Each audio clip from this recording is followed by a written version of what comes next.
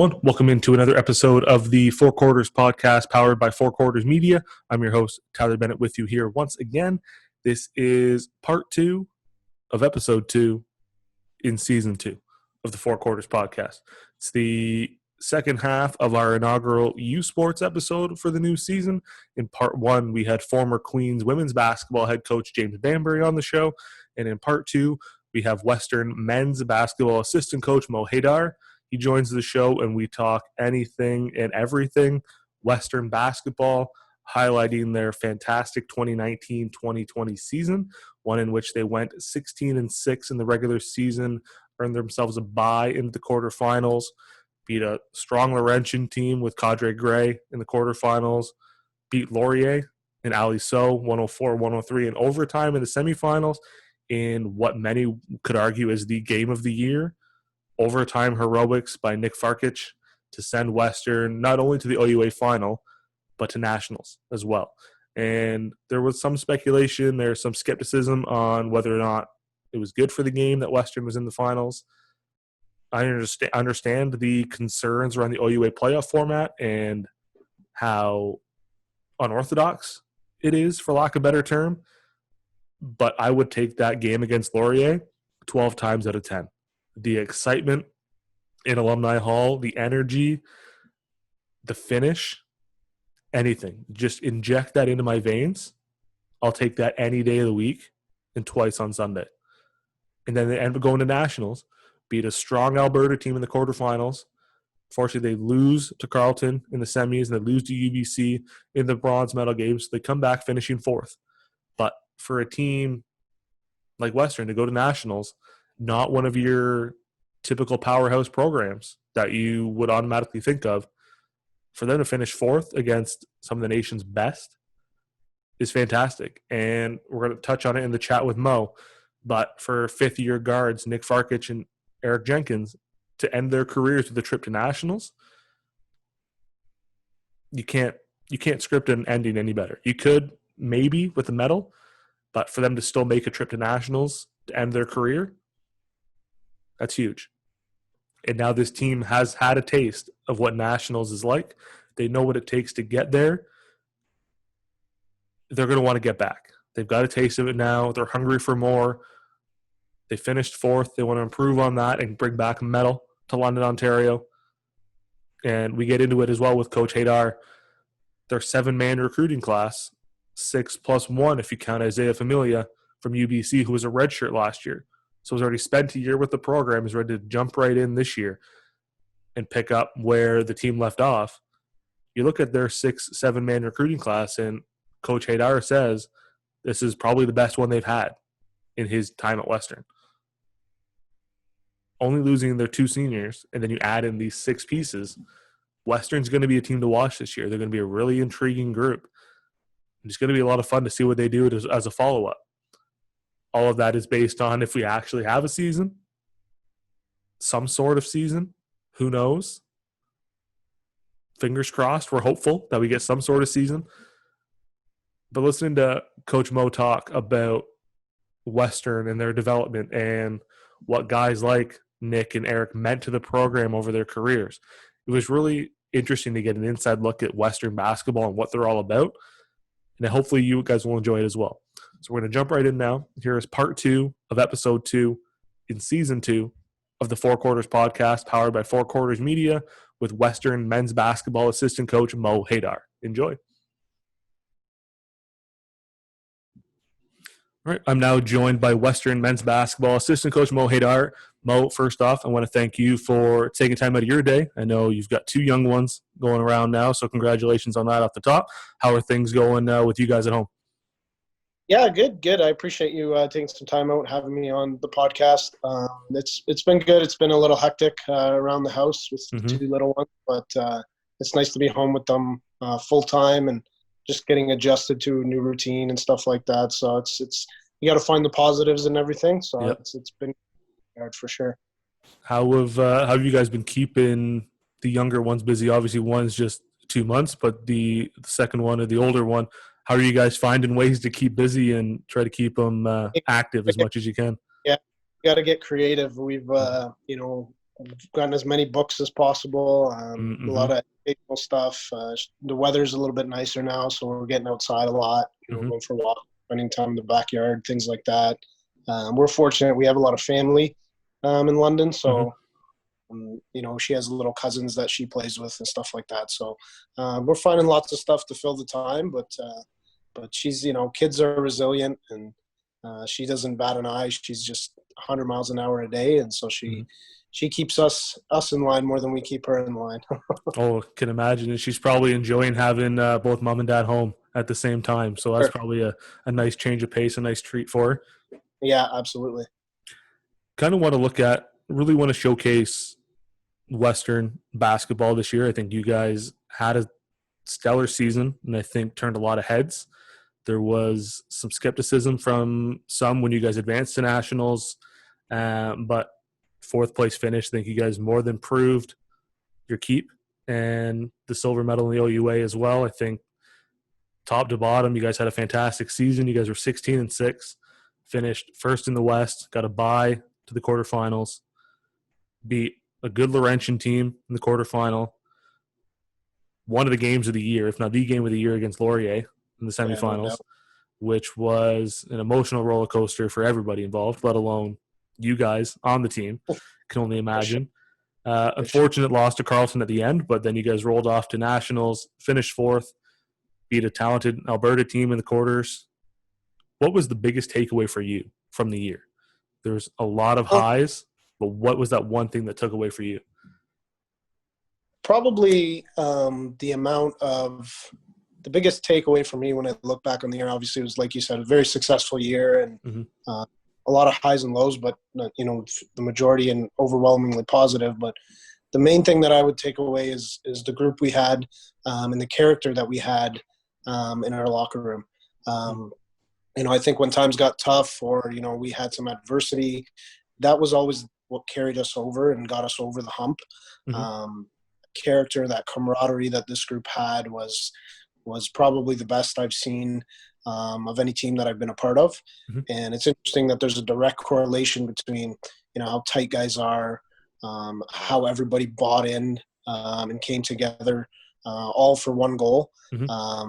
And when you do that, obviously it's amazing what you can achieve. It wasn't really one single guy or two single guys that kind of carried us to that point or got us to that point. Mm-hmm. It really was, it's cliche, but it really was a team effort. And I think a lot of that had to do, and what I take away from the year is that character and that camaraderie that we built right from the beginning.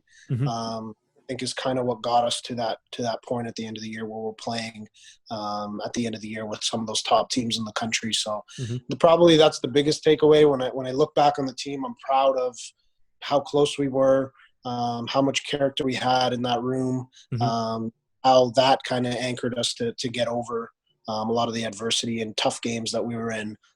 It wasn't, one person's talent or, the talent of the team. I think it was really the heart and the adversity that we were able to overcome, which makes you proud as a coach that you can be a part of that for sure. Yeah, and you guys had a healthy mix of experienced guys too. You got Nick Farkic's fifth year, Eriq Jenkins' fifth year, Omar's a fourth year. Then you have a handful of young guys that stepped up and really played big roles down the stretch. And the development of Aaron Tennant, among others, has been fun to watch and exciting to see what he has in store.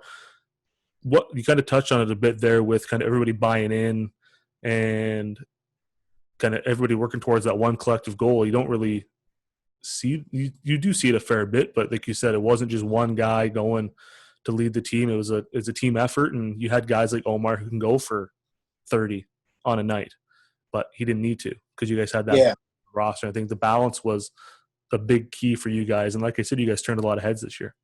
Yeah, and I think, and you said it there in terms of even with guys like Aaron Tennant and guys like Yukasha Khan coming off the bench, everybody kind of gave us a little bit of something.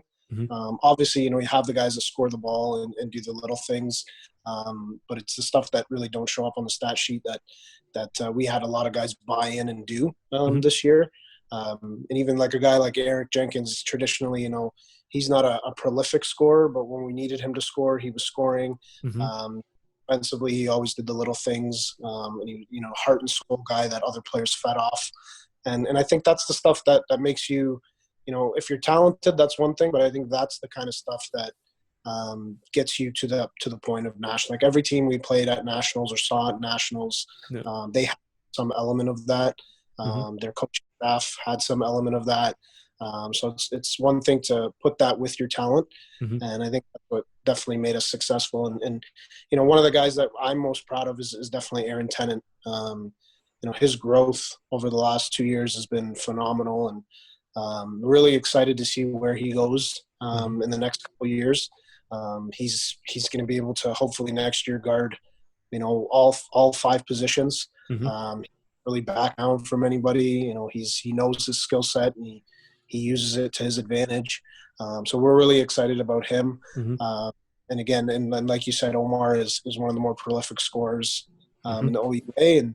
And so having those guys back, and then a guy like Julian Walker who kind of anchors us, who's our all-star this year.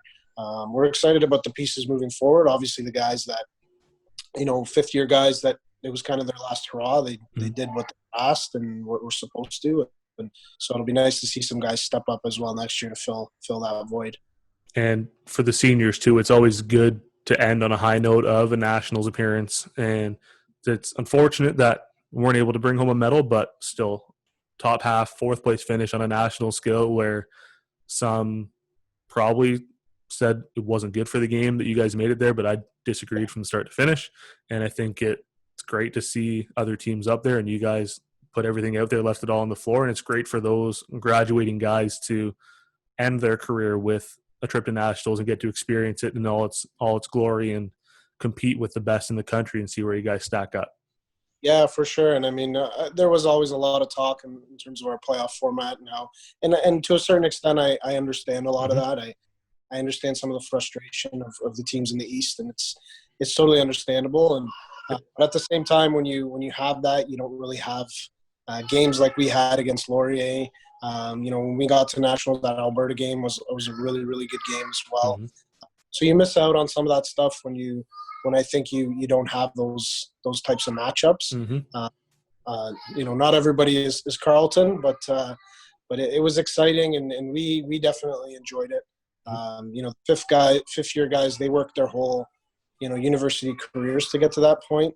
So for them to experience that, we were super excited for them. I think people underestimate the amount of work and energy and effort that youth sports players put into the game. There's a lot of time in the gym, a lot of time in the classroom. So to get to that point, it's a huge success, and that's the goal every year. So we want all of our guys to get a taste of it, because we feel like even after coming back from nationals, the very first thing and everything everybody was saying was they would just want to get back. They want to get back. You get a taste of it, and you kind of want to get to work right away. So it was a fun ride. And it was nice that especially those 2 guys, Nick and Eriq, who've kind of been our heart and soul for the last little while of our team, got to go on a high note for sure. And now that you guys have experienced it, you know what it takes to get there. You know what it takes to compete with the best teams.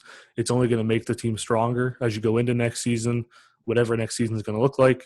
But you have that experience now in your back pocket for the guys that are back, and can really draw on that if the goings get tough. You guys have been here before now. You guys know what it takes, and you have that level in your back pocket, that experience that you can't teach. You can't gain it unless you're there. Yeah, and you guys were there, and you have that to draw on.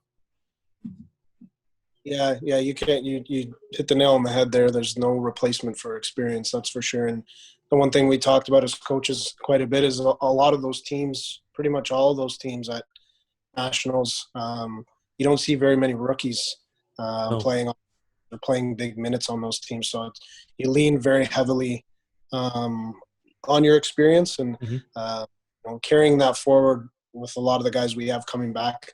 We're going to need those guys to step up, and we have a lot of guys that we believe in that are going to take that next step to fill that void, and also carry on that experience they have. So it'll suit us well. I think we're built well moving forward. I think to be able to replace some of the guys leaving, but at the same time, that experience is invaluable for sure. You mentioned the Laurier game, and like I said, it's probably one of the games of the year, if not the game of the year. I'm sure it Yeah. didn't do anything for anybody's stress levels. I'm sure they were through the roof. But you mentioned Eriq not being the most prolific scorer, but can go if he needs to. Nick Farkic is probably a pass first point guard. Doesn't need to score to have an impact. He had over 7 assists a game. Underrated as can underrated be. Hits that shot at the end of overtime. Yeah. Send you guys to the OUA final and eventually the Nationals. What was going through your mind on the bench when that shot went through? You know what? It's interesting as a coach when you're on the bench. There's especially as an assistant coach because you're trying to get all the information that maybe the head coach isn't thinking about at that time organized in your mind. When the shot went in, I didn't really get to enjoy it at the moment. Okay. Because I had so much stuff, so many things going through my mind in terms of, okay, do we have the guys on the floor that we need? Are they going to take a timeout? Where's the ball going to go in? What are we going to talk about in the timeout? What do I need to get to Brad? Do I need to check anything at the scores? So it's kind of everything's going through your mind. You don't really get to enjoy it like the players do. But it's funny when he let that shot go and just the loft of the ball. I thought to myself as it went up, this thing's going in. Like that's good to go. And then when it went in, I started thinking about all that stuff. So I didn't really get to enjoy it. Right. And once that buzzer goes, then that's kind of when all the emotion rushes back. So at the time, I wasn't really thinking, which sucks, obviously. But at the that's time, true. So many things going through my mind in terms of what's happening next and getting things organized and relaying any info to Brad. I needed to get there, but it was definitely, like you said, the game of the year, and it was a back and forth game. And you know what, the last team we probably wanted to play, and everybody wanted to play in that playoffs was Laurier. Very, very talented, very well coached. Justin Ceres does a fantastic job with that team. One of the top coaches in the country. They were hungry. They had an up and down season. They had a ton of injuries. They would have been right there with us at the top of the standings, I think, if they had not had those injuries. Yep. And, man, Ali So was just unbelievable in that game. Like, he would not go away. We could not guard him. He was getting where he wanted. Everything was going in for him. So, a guy like that definitely makes you nervous. Yep. So it was, even from the beginning to the end, like you said, we were all drenched in sweat, the coaching staff after the game. Like, we were just mentally exhausted and physically exhausted. And, but it was all for good on our part, on our end. So we were definitely happy and okay with that. But what a shot, what a game. There was probably 3,500 people in the building, and it was packed.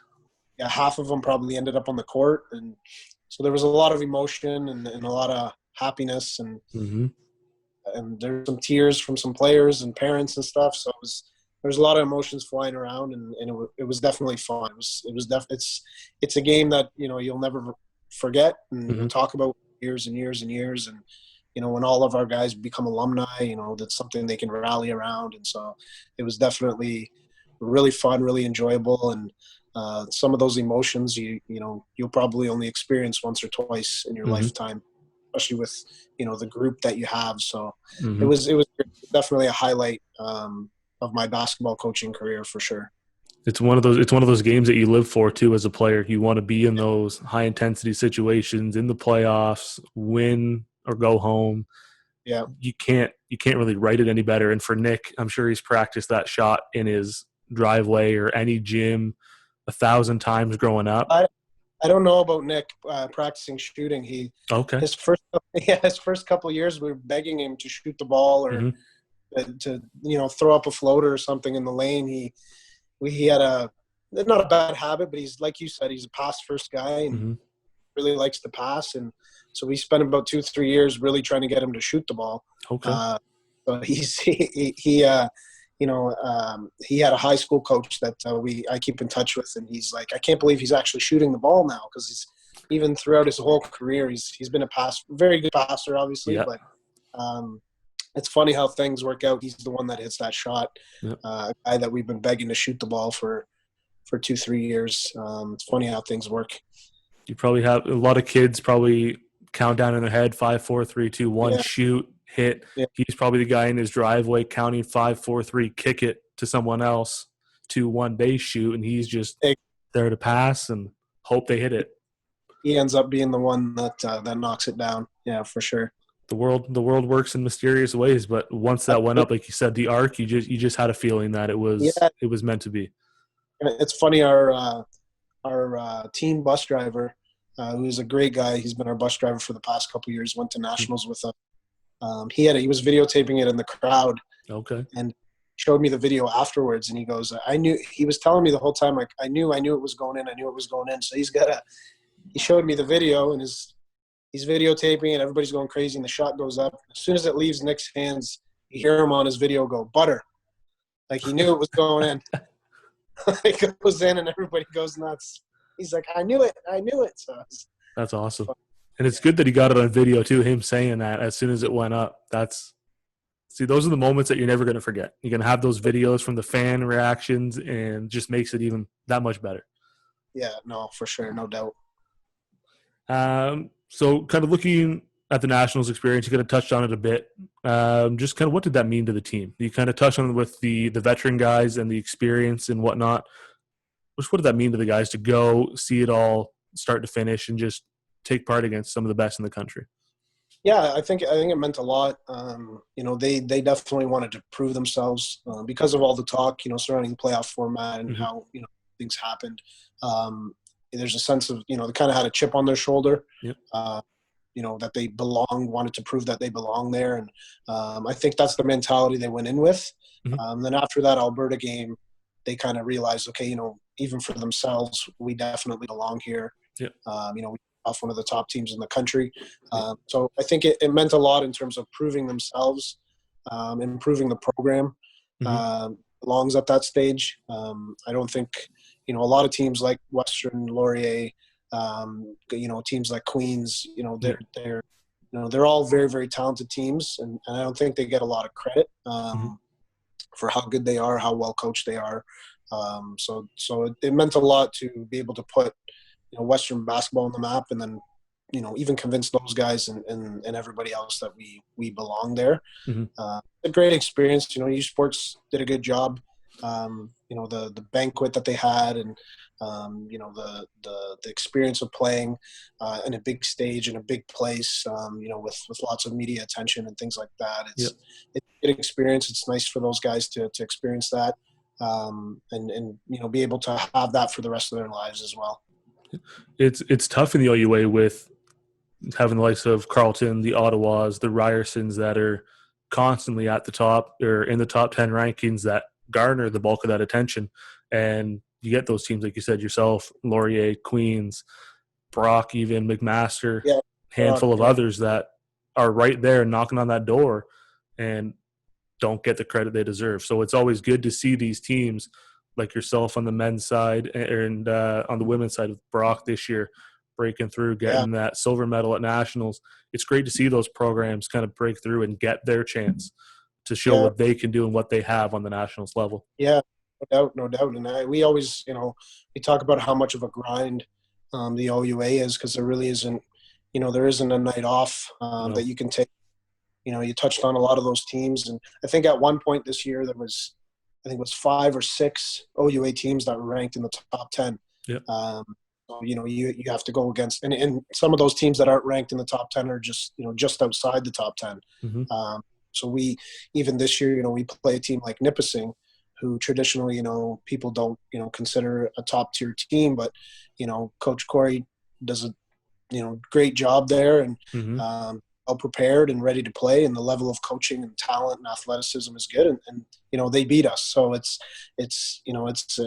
there's no nights off in the OUA, and everybody is talented, capable. Definitely a grind, and I think that part of that is why we probably, a lot of teams don't get enough attention or get talked about enough. Carleton is the gold standard and where everybody wants to get to. But there's a lot of teams in our league that are really, really talented, have a lot of good players. And, to go up against those guys night in, night out, come out 16-6 on the other end, we were proud of that for sure. And you even see the emergence this year of Lakehead too, it's not predominantly a power in basketball, and they go ranked top 10 most of the second half of the year. For sure. They talk about talent. That roster is loaded with talent, and they just had another really, really good recruiting class as well. So it's not going to get any easier. Canadian basketball as a whole is getting better. So naturally, the OUA will get better, and you're seeing that influx of talent go onto many different teams, and guys coming back from the NCAA filling in some of those rosters. So it's only going to get tougher, but that means the league is getting more talented, which is nice. It's I think if you ask OUA coaches, that everybody's pretty excited about where the league is headed and how much talent it is, because it just more exciting and more competitive for everyone. You mentioned recruiting classes. You guys have a 7-guy class so far, 6 plus Isaiah, who redshirted last year but's coming in this year. So technically, we'll call it 7 for the heck of it. Yeah. You've got Jackson Coey, 6'6" forward out of Vancouver, George Horn, 6'8" forward out of Vancouver. So your 2 West Coast guys coming this way. Isaiah Familia, 6'1" guard from Windsor and UBC, who's now had a year with you guys and is now eligible to play this year, which is a big boost. Then you had Tyson Dunn, Isaiah Pemberton, Graham McDougall, and Johnny Verdoljak. I don't know if I said that right, but I'm going to go with it. Yeah, right on. Graham being a local guy from Lucas. Add him to Tennant and Campbell, MTS guys. Yeah. What excites you most about this year's recruiting class? There's a lot that excites us. I think this is probably the best recruiting class that we've had since 5 or 6 years now at Western. So this is probably our best recruiting class that we've had, or one of them. So it's easy to get excited about it. But I think adding to what we were talking about earlier, there's a lot of character in this group. We talk about it quite a bit as a coaching staff as well.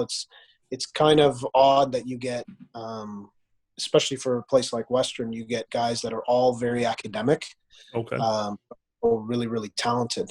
So all elite recruits, but all are, 85 plus, 90 plus students in the classroom. So we're really proud of that. And those guys have tremendous character as well. So it's easy to, kind of get them involved with our group. And so probably most excited about the fact that, it's such a talented group, but at the same time, it's a very, mature group, a group of guys that kind of are all mature beyond their years and kind of understand where they fit. And that'll help us obviously fill a lot of those needs that we have with Eriq and Nick leaving. A guy like Tyson Dunn, for instance, he's, you can't say enough good things about him as a person as well as his game. I think they reflect each other very well. He's an unselfish player, takes care of things on the defensive end, gets involved. He's a leader, and he's that way off the court as well. So that's kind of what I'm trying to say, I guess, is the thing that we're proud of most is guys that are good people off the court as well as supremely talented on the court that are going to help us in both aspects. So it's a rather large class. Typically, you don't bring in 7 guys all in 1 year. Obviously, I was with us all year this year. But we got, there's a cliche in coaching. You don't always get everybody that you recruit, but this is one of the years where we got, we had a big board at the beginning of the year, and it worked out that enough guys that we were recruiting wanted to come. So we made, we took all those guys, and hopefully, they're going to be able to be our core for the next 4 or 5 years.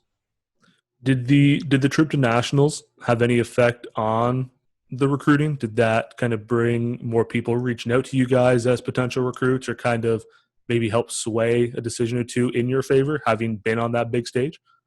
I don't think it hurts, for sure. I think people want to go where they can be successful. Want to go where there's kind of a recent tradition of success. It makes it easier, I think, to transition from prep or high school.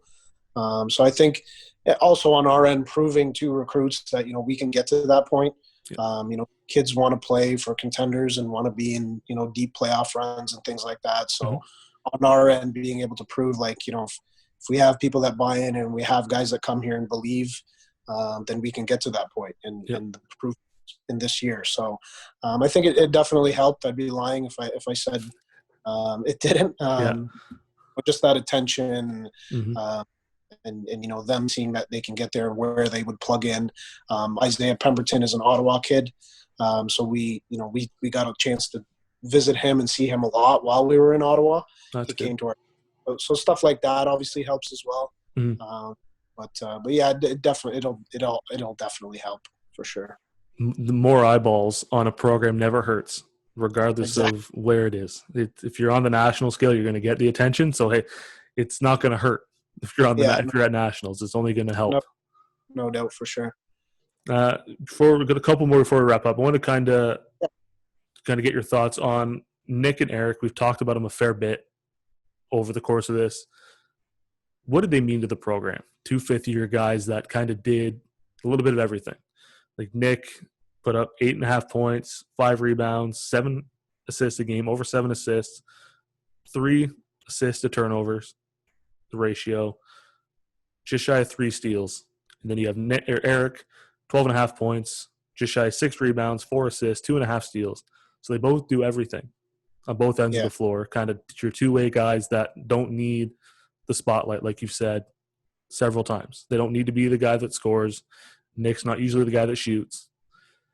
What did they mean to the program over their 5 years?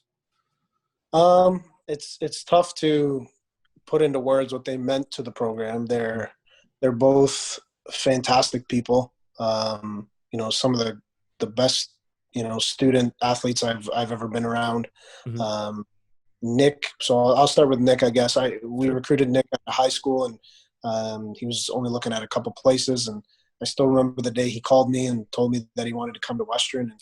And since day one, he's been, the easiest way to put it into one word is solid. He's a really good person. He really cares about his teammates. Very, very unselfish, both on and off the court. And he's going to be, remembered as because of that shot, but not only because of that shot, the way he carried himself and was a leader for us. He'll be remembered at Western basketball for forever, really. So he's a tremendous person, tremendous basketball player. I think he's probably one of the most underrated point guards in the country. 100%. 100%. Really gets a lot about, he led the nation in both assists and steals. And didn't get a lot of talk, but I think he did his talking on the court. And I think the only thing that mattered to him really was what his teammates, his coaches thought, and his approach to the game and his headiness. Like he was never too high, never too low, kind of what you wanted in a point guard. He's going to be on staff with us next year. So he's doing a master's at Western. He's going to be on staff. So that'll help guys like Tyson Dunn, Isaiah Pemberton, guys like that to ease that transition. He'll be working with them, I would imagine, quite a bit. So he'll still be around. We'll still get to feed off him a little bit. But he was, he's our captain. He was our leader, and he'll be remembered as a guy that was passionate about his teammates and in the program, both on and off the court. And Eriq's very similar. I always describe him as a heart and soul player. If there was one guy that I needed to go to war with, it would be Eriq. He pulls guys into the war and he builds guys up to be able to kind of feed off him and his energy. He's a gamer. Like he's a guy that when that ball's tossed up, he's ready to go, and he's, as competitive as they come. He's a guy who's been through a lot in his life and transferred to Western and not a lot of places wanted him. And he's really proved himself as a top level youth sports player and the time he's been there. I'm going to miss going to war with him because he's a guy that, you can count on. Like you said, he does a little bit of everything. Defensively, he was really good. Offensively, he's there when you need to. He rebounded as a guard. So he's going to be a tough guy to lose, and he's going to be a tough guy to replace. But at the same time, I think his teammates have learned enough from him, and his competitiveness and the edge that he brings, that hopefully they can, carry that forward for next year and in the years to come, hopefully.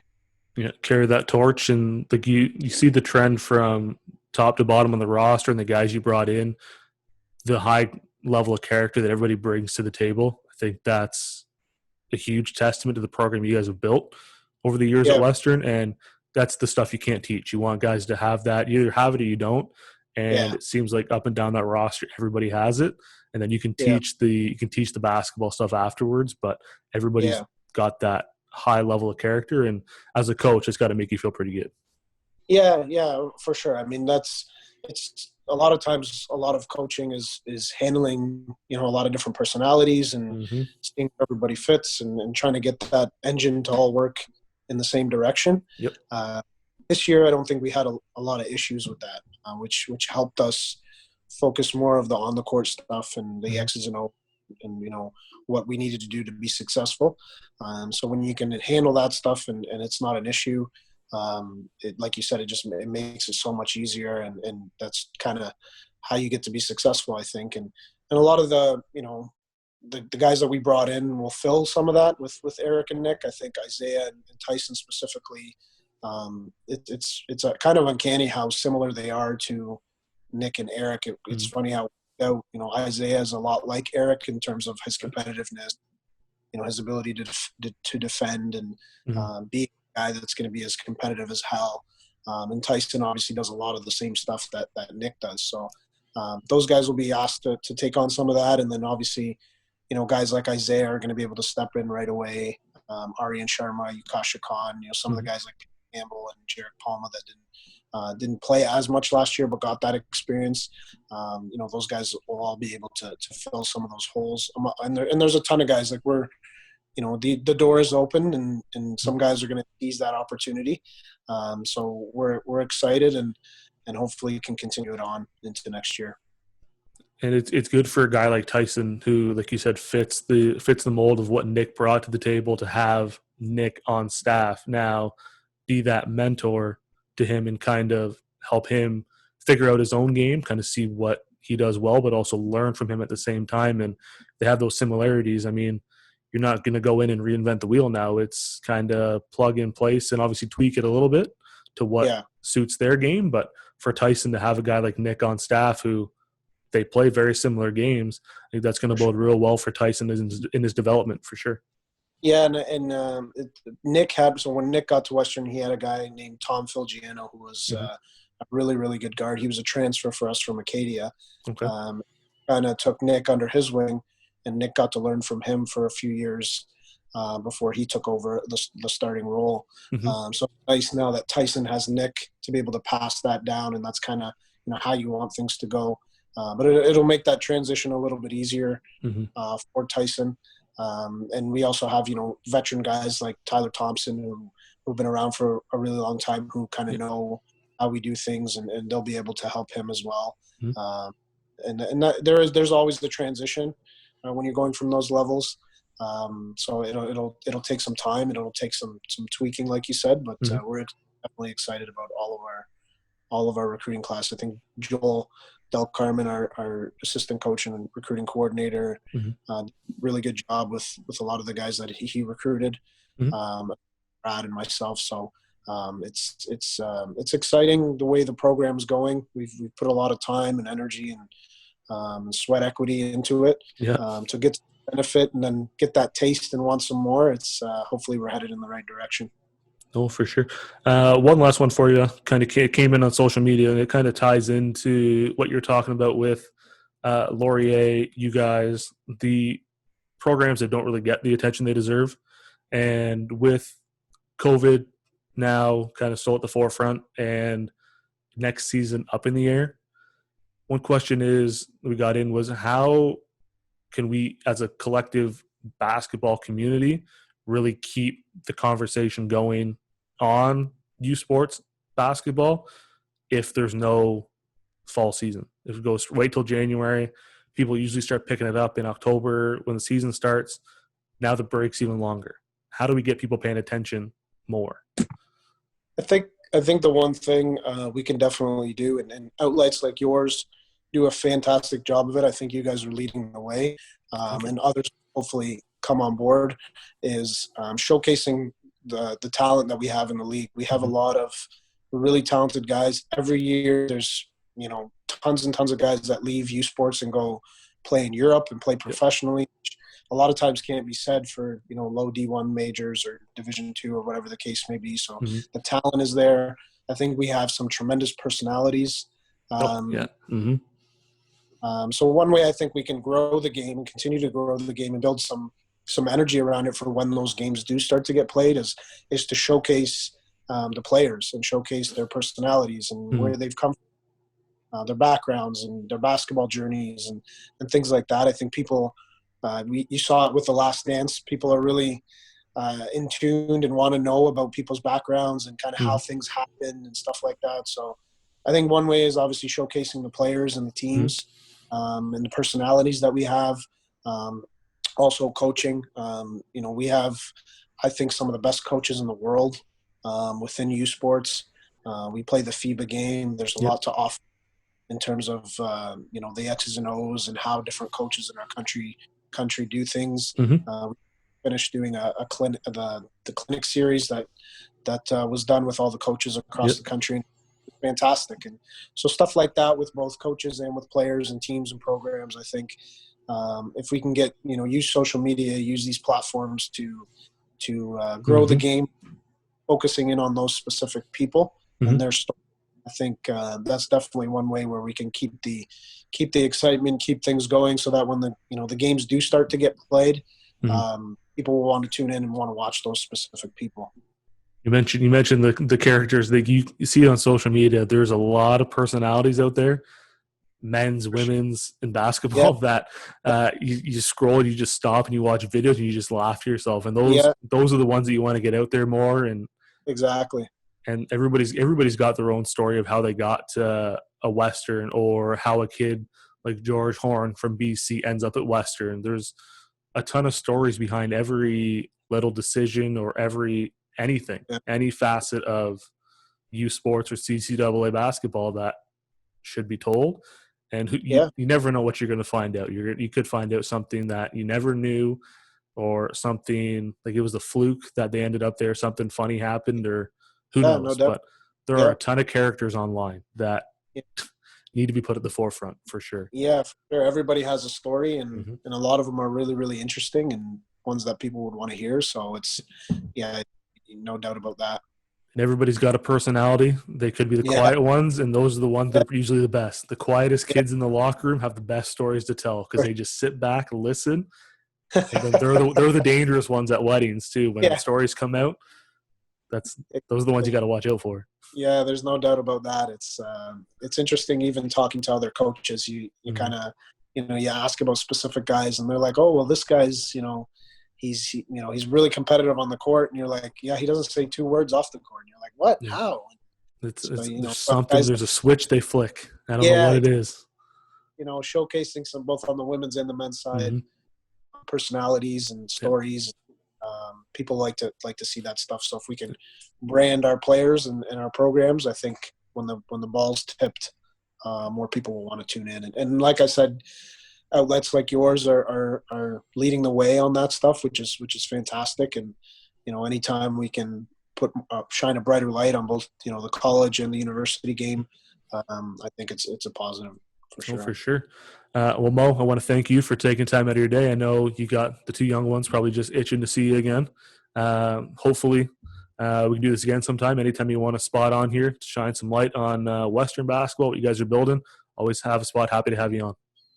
Awesome. I appreciate that very much. And like I said, thank you for doing all the work that you do. It's good for the players. It's good for the game. And I appreciate it. And I'd love to come back anytime you guys want to chat, and definitely be listening to all the podcasts and content that you guys put out for sure. For sure. I appreciate that. We'll make it happen down the road to get you on a second time. For sure. Sounds good, man. Thank you.